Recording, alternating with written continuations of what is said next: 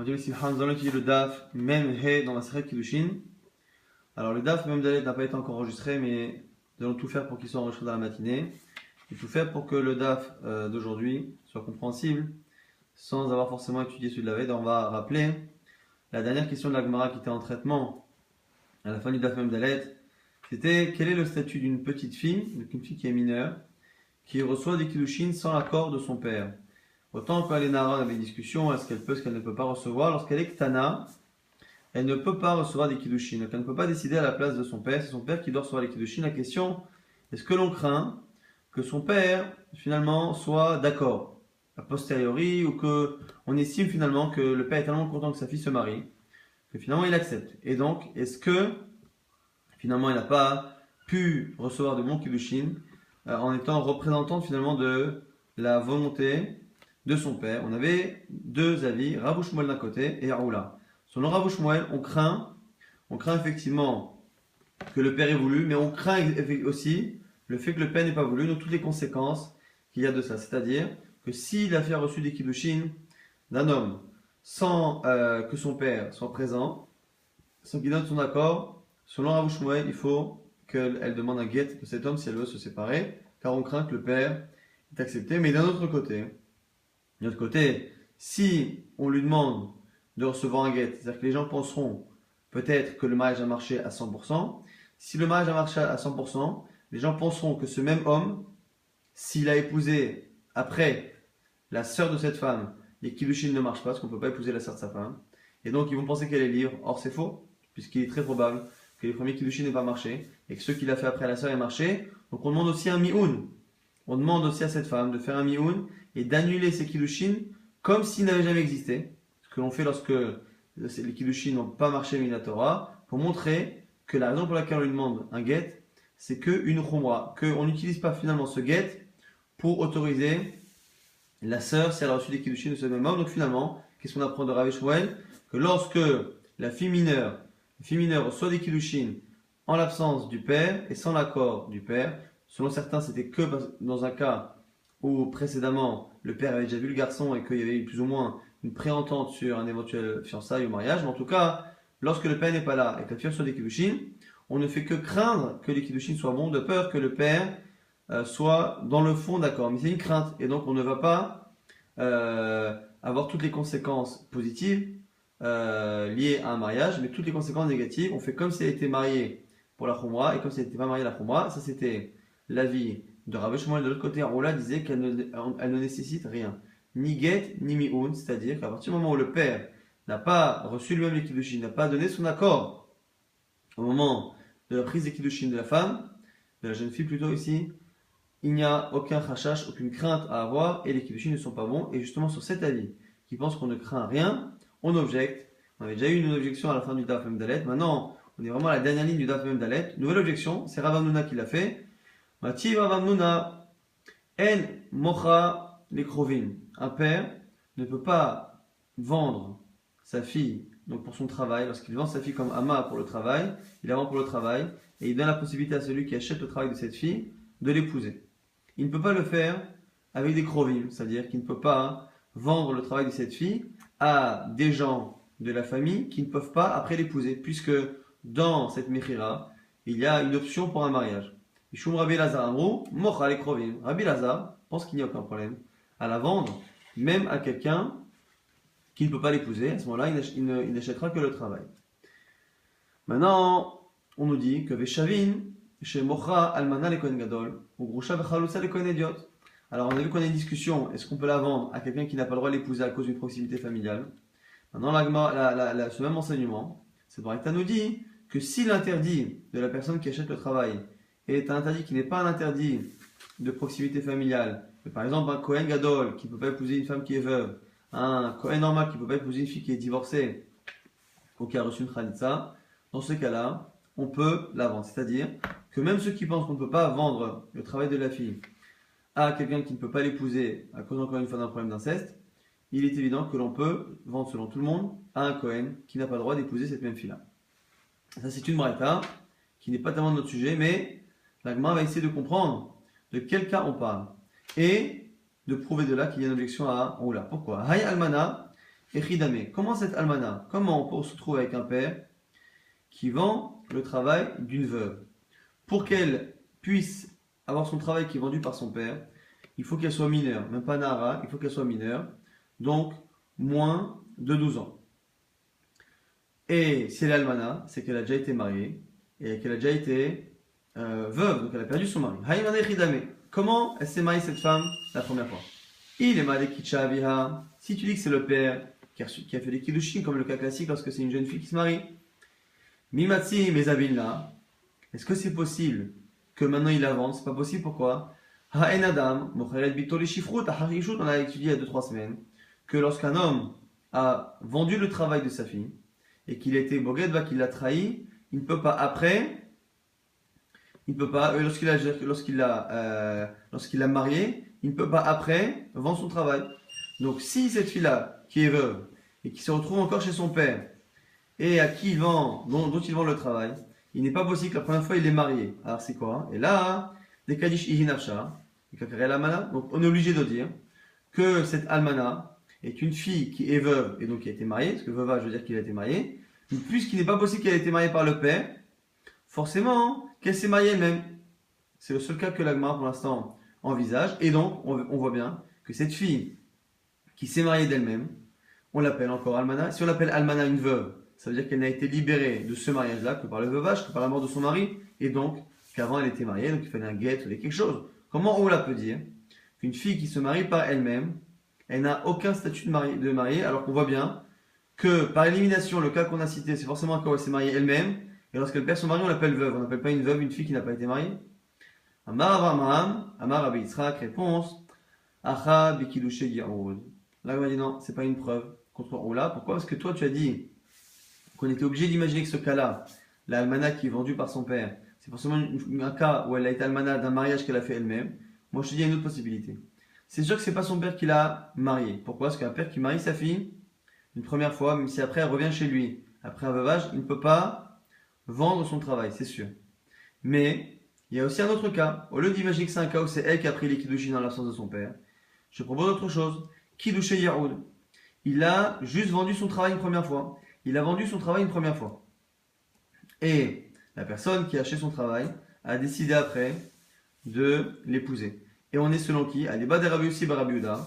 La marque qui pense que Marot Arishonot lave les kiddushin mitnu, que l'argent du départ que l'homme donne pour acheter le travail, c'est pas l'argent des kiddushin. Ce qui veut dire que la vente du travail ne coïncide pas avec le Maaseh Kiddushin. Et donc le père, ayant vendu le travail de sa fille, n'a pas donné sa fille en mariage. Il a donné sa fille pour travailler, et c'est ça qui a permis à la personne qui a acheté de l'épouser. Mais il n'empêche que c'est pas lui-même qui a fait le mariage. Comme c'est pas lui qui a fait le mariage, mais que c'est pas non plus la petite qui a fait le mariage finalement, c'est l'homme en question qui a acheté le travail, qui a fait après les kiddushin, et du coup c'est de ce mariage-là qu'elle est veuve, et lui peut après du coup vendre son travail une seconde fois lorsqu'elle est veuve, sans pour autant qu'on ait une preuve que les premiers kiddushin ont été faits par la petite, et qu'ils ont eu un tokef. Et donc du coup, on a répondu une énième fois à une question sur la vie de Roula.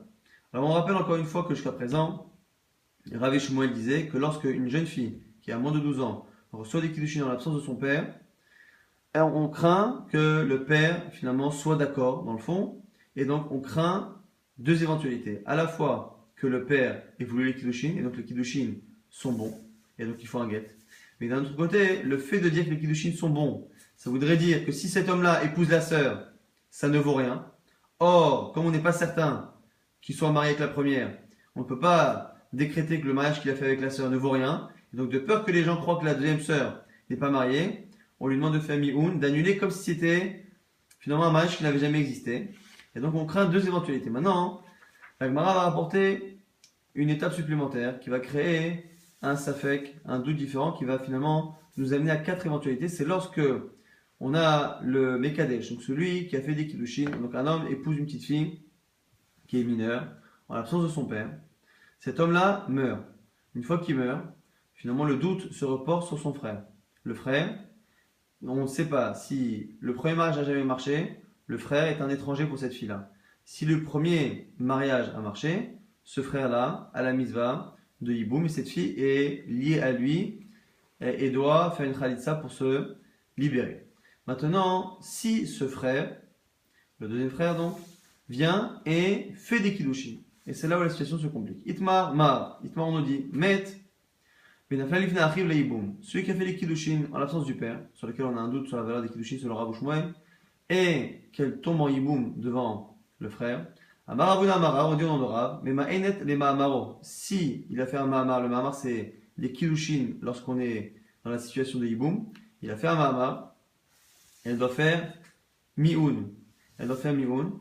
Mais ename ma'enet les zikato. Mais le mi'un, le fait d'annuler le kiddushin ne marche pas évidemment pour la zika. Ketsad, c'est quoi le cas? Asaba ma'amar, s'il a fait un ma'amar, donc il a fait des kiddushin, qui normalement, lorsqu'il est Yabam, ça ne vaut rien. Ça ne marche qu'à la tzad, que si on imagine que le prémage n'a pas servi à quelque chose et que lui est un étranger pour elle. À ce moment-là, tzricha get, ou tzricha chalitza, ou tzricha mioun. Il lui faut trois choses. Il lui faut un get, il lui faut une chalitza, et il lui faut mioun. Et là, l'agma va expliquer, tzricha get, pourquoi il lui faut un get? Shemanit ratzaav bekidush sheni. De peur que les deuxièmes kiddushin est accepté par le père. Si le deuxième kiddushin est accepté par le père, à ce moment-là, il se peut que les premiers ne valaient rien, qu'elle n'a pas été mariée au premier, mais que par contre, les kiddushin du deuxième aient été acceptés par le père. Et s'ils ont été acceptés par le père, alors que le deuxième était, donc le frère était un étranger, puisque le premier mariage n'a pas eu de valeur, à ce moment-là, c'est vrai kiddushin, donc il faut un get. Non, c'est khalitsa, pourquoi? Pourquoi il faut une khalitsa?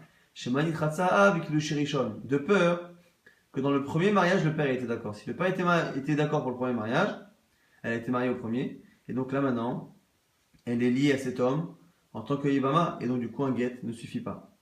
Et Tricha Mi'un, il faut un Mi'un, pourquoi? Pour la même raison que tout à l'heure. Shema lo nitratze'av, lo bikidush rishon, et lo bikidush sheni, de peur qu'on ait la situation la plus classique, c'est que finalement le père ne voulait ni du premier kiddushin, ni du deuxième, et il y aura une kiddushin tofsin ba'achota, et de peur, encore une fois, que les gens pensent que du coup, comme on a demandé get et chalitza, get ou chalitza, c'est que finalement il y a eu un vrai mariage, et que du coup s'il a épousé la sœur ça ne vaut rien. Non, apprends que c'est juste une crainte que l'on a, mais il faut aussi craindre le fait qu'aucun mariage ne marche, et que si le frère a épousé la sœur, les kiddushin soient tofsin, et qu'elle demande elle aussi un get. Donc c'est un cas supplémentaire. On voit que finalement dans ce cas-là, cette femme-là a besoin de get, chalitza et mi'un pour être libre. Maintenant, autre cas, alors Asaba Ma'amar, si le frère n'a pas fait un Ma'amar, donc je répète encore une fois, premier homme qui fait un des kiddushin en l'absence du père à une jeune fille, qui après décède, et on ne sait pas si les premiers kiddushin ont marché, selon Rav Shmuel on craint que le père ait voulu que ce soit des bons kiddushin, mais peut-être effectivement qu'il n'a pas voulu, et que ce n'est pas des bons kiddushin. Maintenant le frère, on a un doute sur lui. Et la tzricha et la chalitza bilvad, il n'y a qu'une chalitza à faire pour la libérer. Maya Mart, m'a dit, si tu veux me dire, il faudra un mi'un normalement. Dans ce cas-là, il faudra un mi'un. Pourquoi? De peur, finalement, qu'en lui demandant Khalitsa, les gens se disent que le mariage a fonctionné, et que si il épouse la sœur, et la sœur, finalement, est toujours, n'est pas mariée, est-ce que ça n'a pas marché? Tu vas dire de peur que les gens pensent que la sœur n'a pas reçu Kiddushin. Non, à Kolyodaim, Achot Chalutza, Miderabanan. Parce que ici, c'est quoi la situation? C'est plus Achot Ishto, c'est Achot Chalutzato. C'est-à-dire, on a ici un homme qui a donc fait des Kiddushin. Cet homme-là, on a un doute sur les Kiddushin, il meurt, et le doute se reporte sur son frère. Le frère se retrouve avec une femme qui est soit une étrangère, soit Sayebama.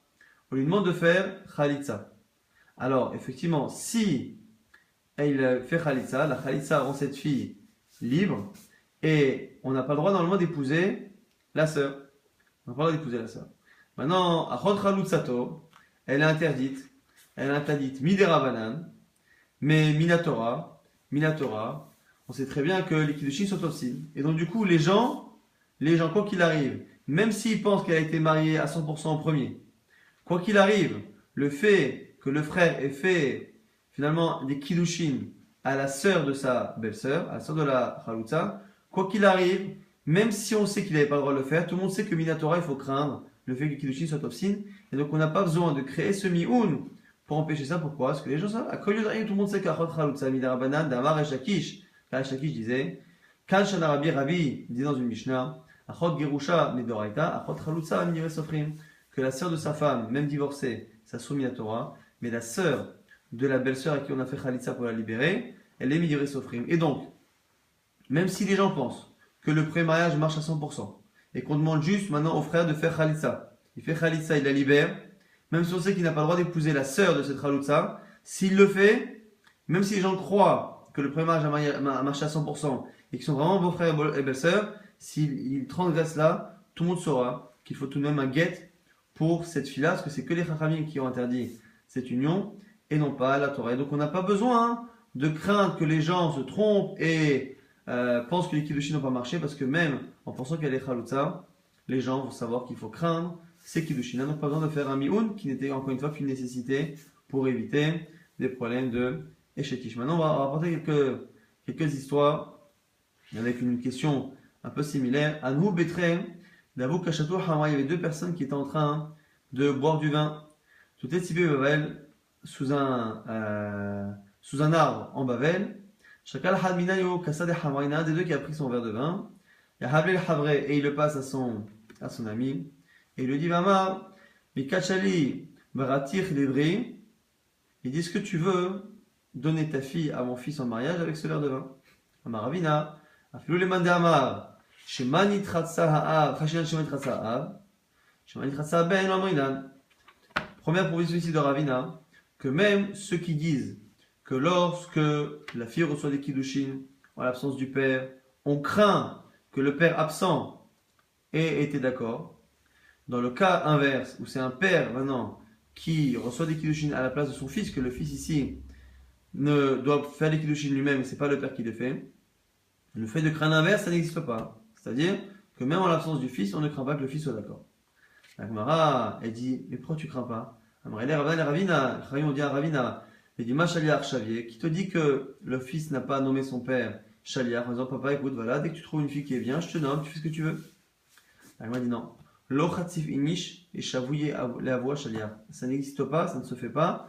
Les gens ne sont pas assez chatsouf, c'est-à-dire qu'ils ne sont pas assez insolents, on va dire. Ils n'osent pas utiliser leur père comme Shaliach pour faire les kiddushin à leur place. On va dire: Dilma, artsouye artsei kame.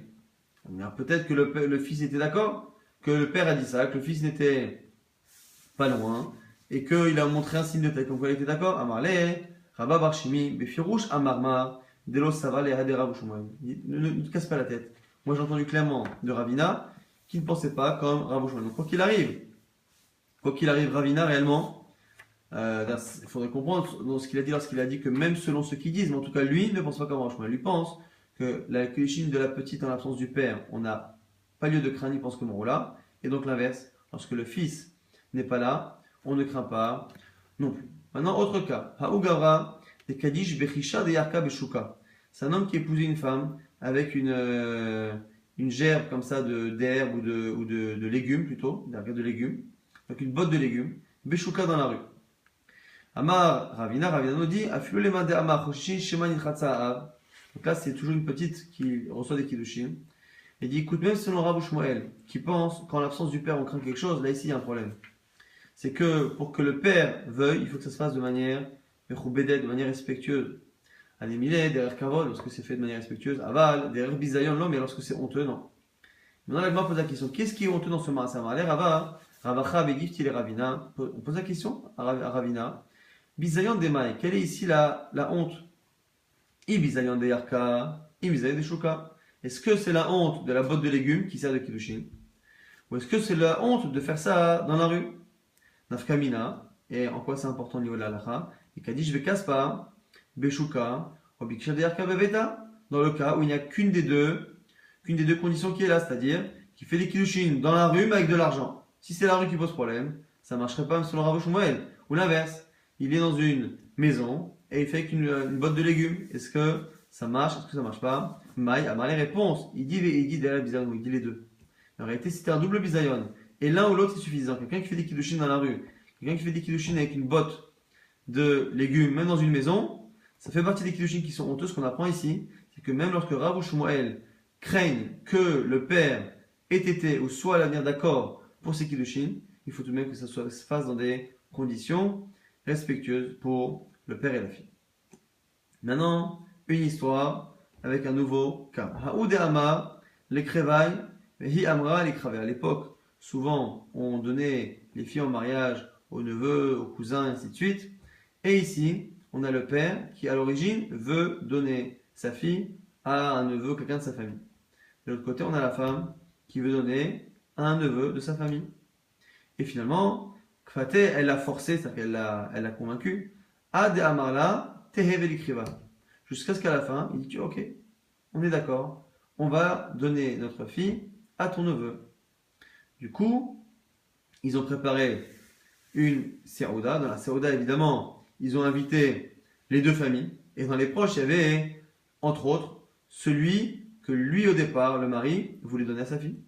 À Dachlev et Chaté, pendant qu'ils ont mangé et bu, à Takrive Beigra, Vekicha, le proche du mari, celui qui était à l'origine, celui que le père voulait donner, mais qui finalement s'est mis d'accord avec sa femme pour son neveu à elle. Ce neveu en personne, il est monté à l'étage et il a donné les kiddushin à la fille. Que fait-on de ces kiddushin? Et là, ici, on a deux avis. Abaye Verava, qui pense que dans les deux cas, on ne craint pas les kiddushin, mais pour deux raisons différentes qui vont avoir une incidence à l'Afrique. À Marabaye, première raison, Kti, c'est marqué dans les prophètes, c'est marqué Sherit Israël lo ya'asu avla. Leur ami Israël, lo ya'asu avla, ils font jamais de choses malhonnêtes. Mais lo yidaveru chazav, et ils ne disent jamais une parole pour rien. C'est-à-dire qu'il a dit quelque chose, il a dit à sa femme, on va le donner à ton neveu. Tellement un juif fait attention à sa parole que non seulement il ne va pas finalement donner sa fille à quelqu'un d'autre, mais il ne va même pas être mentalement d'accord. Et donc, même si ça s'est fait en son absence sans qu'il le sache, on ne dira pas qu'il a dit quelque chose à sa femme, mais que dans le fond, il souhaitait toujours que ce soit son neveu à lui, au point que l'on craigne les kiddushin. Première raison de Abaye. Rava nous dit, c'est pas ça la raison. On a une chazaka, une présomption, qu'un homme ne fait pas l'effort, un effort et l'effort financier également, pour faire un repas, une serouda de mariage, et qu'il la perd. Puisque ici, s'il a fait la serouda pour le neveu de sa femme, et que finalement elle se marie avec un autre, il a perdu complètement tout l'argent et la serouda et l'effort qu'il a fait dessus. C'est ça, finalement, qui nous permet d'être certain qu'il n'y a pas kiddushin, maï benayou, quelle est l'incidence, et qu'il y avait eu de l'otarar, dans le cas où il n'y a pas eu de serouda. Ce serait le même cas où le père, au départ, voulait les donner à son neveu, elle voulait donner à son neveu à elle. Finalement, il s'est mis d'accord de donner à son neveu à elle. Et une fois qu'il s'est mis d'accord, on a son neveu à lui qui fait les kiddushin. Dans ce cas-là, on n'a que la raison de Abaye qui dit qu'un juif, lorsqu'il a dit quelque chose, il s'y tient. Rava n'a pas l'air d'être sommaire de compter sur cet argument. Et donc, selon Rava, on pourrait craindre, selon Abaye, on ne craindrait pas. Maintenant, nouveau cas. Kacha le da'at avia. Allah chavir le minatayam. Et amda veniset. Maintenant, là, jusqu'à présent, on parlait des kiddushin. Rav Shmuel et Aoula d'un côté.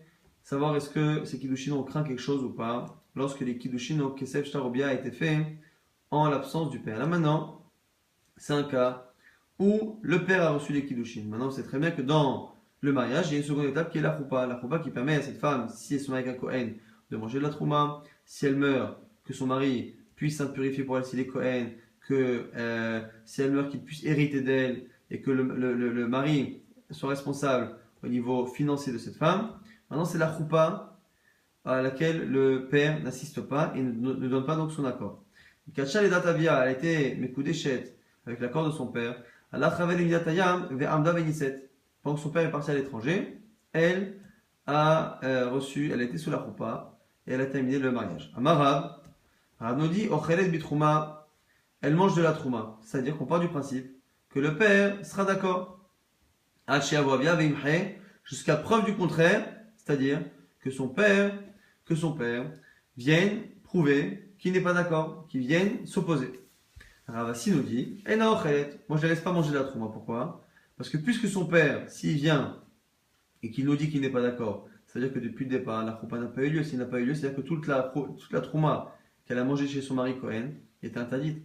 Je crains comme toi que le père revienne. Mais du coup, il est ma frère. Et il se trouve que cette fille aurait mangé de la trouma interdite, les mafré. Alors, quelle est la raison pour laquelle Rav ne craint pas cela? Parce que réellement, on avait vu dans cette Gemara, la Gemara précédente également, que Minatora, une jeune fille peut manger de la trouma à partir du moment où elle met coup d'échette. On n'a pas besoin de la choupa Minatora, simplement les chachamim, on craint que si elle continue, si elle commence à manger de la trouma avant la choupa, une fois qu'elle le peut Minatora, puisqu'elle habite encore chez son père, on a peur que cette fille-là mange de la trouma chez elle à la maison avec des frères et sœurs qui eux ne sont pas ni kohanim ni mariés à des kohanim et que finalement elle donne à manger du vin ou du pain de trouma à son frère et à ce moment-là que des zarim mangent de la trouma. Donc c'est que un issour des rabanan xera, c'est de peur que. Et comme c'est que de peur que, Kanirek Rav dit on ne craint pas deux fois. De peur que son père revienne et qu'il annule la choupa, et après de peur que pendant ce temps-là, elle ait fait manger à ses frères, ça fait de crainte, on ne craint pas. Ça c'est Rav qui pense que dans ce cas-là, on la laisse manger jusqu'à que son père vienne nous dire qu'il n'était pas d'accord. Sur le Ravasi, depuis le départ, on ne laisse pas. La Gemara nous dit au passage que la Alchal et Maaseh à Var Ouvda, il y a une histoire. Vechash la Rav, il y a des Ravasi et Rav qui avaient enseigné qu'elle peut manger de la trouma. Au moment de mettre en pratique son avis, il a préféré être mahmir et dire de faire comme Ravasi, c'est-à-dire d'éviter que cette jeune fille mange de la trouma. En tout cas, au niveau de la halacha, au niveau de la vie, Rav pense qu'on ne craint pas a priori que le père revienne, simplement lorsqu'il revient, on annule la choupa. Ce qui n'est pas d'accord avec Ravasi. Amar Rav Shmuel Bar Yitzhak.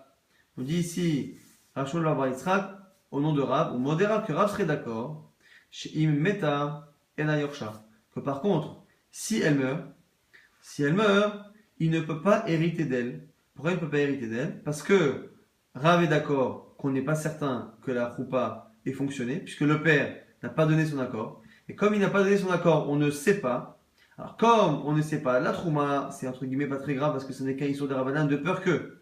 Mais Minatora, elle peut la consommer, c'est son droit. Elle est Eshet Kohen. Mais ici, pour l'héritage, c'est un autre problème. Puisque l'héritage ici, c'est Minatora, et que l'argent de cette fille est dans un endroit, Ok Mamona, Becheskat Mare, on laisse l'argent dans l'endroit où il est. Lorsqu'on a un doute, on ne sort pas l'argent de la propriété de laquelle il est. Là, il est dans la propriété de la famille de la fille. On ne peut pas le sortir dans le doute, de peur que la choupa ait fonctionné, et le mettre dans la famille du mari. Maintenant, Nitkacha les da'at. Veniset shelo les da'at, ve'avi hakan. Un cas tout petit peu différent. Pareil, les kiddushin ont été faits devant le père, et elle a été mariée sans l'accord du père, mais son père est dans les parages. Dans le cas précédent, on a dit que Avia, alors que il était loin. Il était parti dans un pays lointain. Là, il est ici, il est dans la ville. Et là, ici, on va avoir deux visions totalement différentes. On est en train de nous dire ici, on va avoir deux manières de dire qu'ici, il n'y a plus de discussion. Il n'y a plus de discussion. Ravuna qui pense qu'elle ne peut pas manger de la trouma. Et Rabbi Amia pense que oui, ochelet. Alors maintenant, on va voir pourquoi. Ravuna nous dit, Amar ena ochelet, moi ce que je dis, qu'elle ne mange pas de la trouma. Donc cette fille-là, qui a fait les kiddushin, alors que son père est dans la ville, elle ne mange pas de la trouma, et selon tout le monde. Parce que pour moi, la présence du père et le silence du père est une preuve de son désaccord. La filou les Rav, et moi je pense que même Rav, qui dans le cas précédent où le père était loin, son absence ne nous permettait pas de craindre qu'il n'était pas d'accord, et donc dans le doute on lui disait de manger. Parce que le père n'est pas là, maintenant que le père est là, le silence du père est une preuve qu'il est en colère, sinon il aurait assisté à la choupa. Donc ici, intéressant que sur un cas qui est un peu différent, où le père est absent mais sans être éloigné, on va avoir deux interprétations de son silence. Première interprétation, la colère. Et donc nous dit Ravuna, puisque moi j'interprète son silence comme de la colère, même Rav, qui lorsque le père est à l'étranger, et donc on ne peut pas interpréter son silence comme étant une colère ou quoi que ce soit, selon Rav, on imagine que le père est d'accord jusqu'à ce qu'on ait la preuve du contraire. Bon, je pense que dans ce cas-là, même Rav dirait que non, parce qu'on a une preuve qui est en colère, donc il n'y aurait plus de marloquette entre Rav et Ravasi. Rabbi Yirmiyah Baraba, Ama Oched. Et Rabbi Yirmiyah Baraba, il dit exactement l'inverse. Il dit, c'est tout l'inverse. Au contraire. Pourquoi? Moi, je pense qu'elle peut manger de la trouma. Pourquoi? Filou les Ravasi d'Ama Ena Ochelet. Et que même la vie précédente, dans le cas où le père était loin, où on disait que on ne sait pas ce que le père veut, Atam ou Deshmaya Voavia Vimche, Avalacha Mideshatik, Idnochet Nahala, Là-bas, c'est parce que comme il est loin, il ne peut pas revenir. Et donc le fait qu'il soit loin, on ne sait pas si il ne serait pas revenu pour dire non. Mais là, puisqu'il est dans la ville et qu'il n'est pas venu s'opposer, son silence, pour moi, est au contraire une preuve d'acceptation. Et donc même ceux qui doutaient dans le cas précédent qui était Ravasi, ne douteront pas ici. Donc c'est intéressant qu'on retrouve une marloquette, mais décalée et qui a l'air à chaque fois, selon les deux avis, Ravuna et Rabbi Irmia, Baraba, ont l'air à chaque fois de se déconnecter de Rav et de Ravasi. Nouveau cas, Nikacha Shelo Ledat Avia, dans le cas où elle s'est mariée sans l'accord de son père. Donc ça ressemble au cas précédent, donc vraiment le cas du début, c'est-à-dire que les Kiddushin n'ont pas été faits en la présence du père. Pénisset Shelo Ledat Avia. Et encore mieux que ça, elle ne sait pas, même la choupa, elle l'a fait en l'absence du père, Ve'avi Hakan. Et le père est tout de même dans la ville.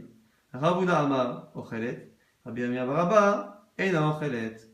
Donc on a la même marque que le cas précédent, lorsque même la choupa a été faite en l'absence du père. Maintenant, la Gemara va nous dire justement, on va s'étonner sur Ravuna. Amar Oula. Ha de Ravuna, Ke Homes le Shinaim, Veche Ashan la Ainaim. Ils disent que cette fille a fait, c'est tellement terrible de recevoir des kiddushin et la choupa sans demander à son père alors qu'il est là.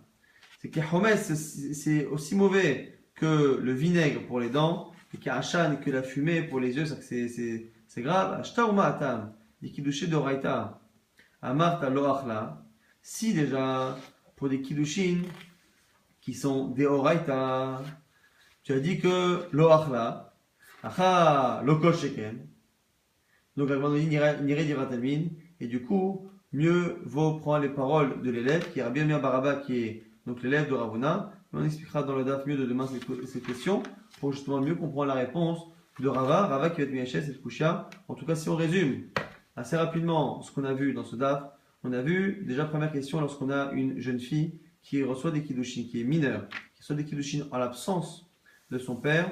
Est-ce que l'on craint que ces kiddushin aient été acceptés par le père ou pas? Selon Rav Shmuel, on craint et donc on demande un get de peur qu'elle soit mariée et on demande un mioun de peur que les gens pensent qu'elle est mariée de manière certaine et que ça permette, par exemple, à la sœur qui a reçu les kiddushin du même homme de se remarier. Ça, c'était la première marque locale. Donc Rav Shmuel d'un côté qui dit qu'on craint les kiddushin et de l'autre côté Roula qui pense qu'on ne craint pas les kiddushin. Après, on avait vu qu'on avait Ravina qui pensait que lorsque le père faisait des kiddushin pour son fils en l'absence de son fils, on ne craint pas que le fils justement est accepté. On ne craint pas non plus que le fils ait nommé son père Shaliar, car c'est quelque chose qui ne se fait pas. On avait vu également qu'il y avait, selon Rav Shmuel, qui pensait qu'on craignait parfois que le père soit d'accord, il y avait tout de même une condition, c'est que les kiddushin se soient faits de manière respectable, respectueuse. Si ça s'est fait dans la rue, si ça s'est fait avec un objet de kiddushin comme une botte de légumes ou quelque chose qui n'est pas respectueux pour la fille ou pour le père, ici dans ces cas-là on ne craint pas. Après on a vu un cas intéressant lorsque le père voulait quelque chose, voulait donner sa fille à un homme et que finalement il a accepté de donner à l'homme que sa femme voulait, chacun voulait donner à son neveu, elle et lui, finalement il s'est mis d'accord avec sa femme pour donner à son neveu à elle, et entre-temps ils ont fait une serouda de mariage, et finalement c'est son neveu à lui qui a fait les kiddushin en premier à la jeune fille. Est-ce que l'on craint que le père, finalement, mentalement, ait accepté les kiddushin faits par celui qui voulait donner à sa fille en premier? On a finalement deux avis qui sont d'accord pour se dire qu'on ne craint pas que le père ait changé d'avis, mais pour deux raisons différentes. Selon Abaye, c'est la droiture du juif qui fait que chez Israël, le Yarsoa Avla, le Idaberu Chazav, qu'un homme en Israël ne fait pas comme ça de coups par derrière et il respecte toujours sa parole n'est jamais sortie en vain. Et donc, une fois qu'il l'a dit, il ne change pas d'avis, indépendamment du fait qu'il ait fait une serouda, qu'il ait payé et qu'il lui demande un effort. Selon Rava, ce n'est pas la droiture de la personne qui nous permet d'être certain qu'il n'ait pas changé d'avis, c'est le fait qu'il ait fait un effort pour une serouda. Et donc, dans le cas où on a les deux, on n'a pas de doute. Par contre, dans le cas où il s'est engagé mais qu'il n'y a pas eu de serouda, on va avoir justement cette fameuse marloquette. Selon Rava, on craint les kiddushin, selon Abaye, on ne les craint pas. On a vu maintenant le cas où les kiddushin ont été faits en l'absence du père, mais par contre la choupa a été faite en l'absence du père, mais le père qui était loin, donc il ne pouvait pas finalement revenir. Et par rapport à la trouma, qui n'est interdite à la jeune fille que des rabanan pendant cette période. Selon Rav, comme c'est que des rabanan, de peur qu'elle donne à ses frères, et de peur que le père revienne nous dire qu'il n'est pas d'accord avec la choupa, qu'à la base il a déjà accepté qu'elle épouse cet homme, dans ces cas-là, elle n'a qu'à manger en attendant. Ravassi nous dit, non, de peur que le père revienne, et qu'elle n'ait pas eu le droit, midé rabanan, de manger jusque-là.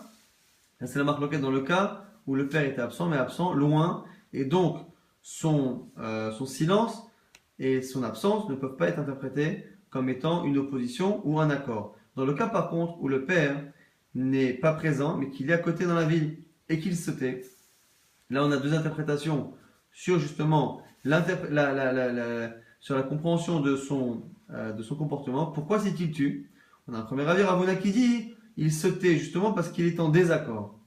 Et le fait qu'il soit en désaccord est la preuve que dans ce cas-là, il n'est pas d'accord avec la choupa. Et donc même selon Rav, elle ne pourrait pas manger de la trouma. Je leur revient à Baraba, qui est son élève, c'est au contraire, c'est l'inverse. C'est finalement son silence qui prouve qu'il est d'accord. Et puisqu'il n'est pas venu s'opposer, c'est qu'il est d'accord. Et donc dans ce cas-là, même selon Ravassi, cette fille-là pourrait manger de la trouma.